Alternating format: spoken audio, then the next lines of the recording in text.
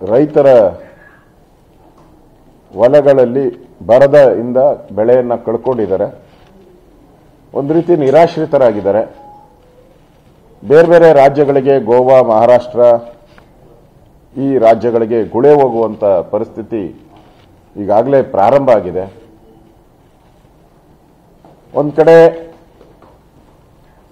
ಅವರು ಗುಳೆ ಹೋಗ್ತಾ ಇದ್ದಾರೆ,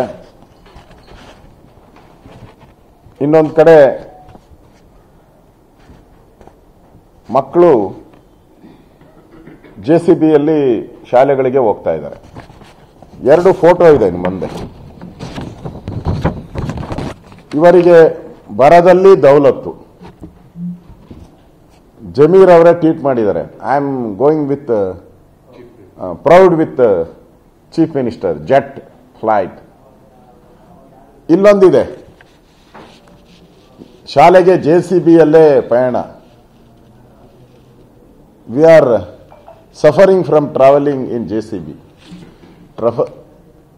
ಸಫರಿಂಗ್ ಟ್ರಾವೆಲಿಂಗ್ ಇನ್ ಜೆಸಿಬಿ.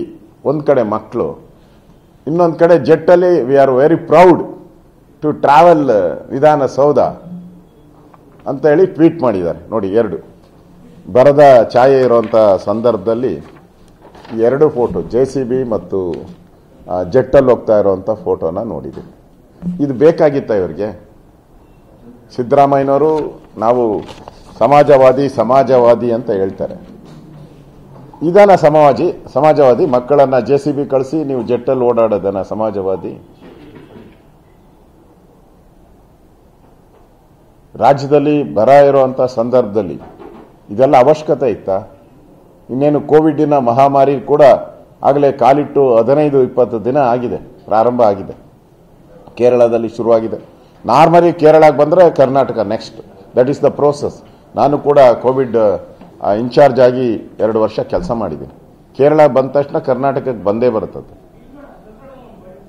ಒಂದು ಕಡೆ ಬರ, ಇಂಥ ಸಂದರ್ಭದಲ್ಲಿ ಈ ತರಹದ ದೌಲತ್ತು ನಿಮಗೆ ಅವಶ್ಯಕತೆ ಇತ್ತಾ?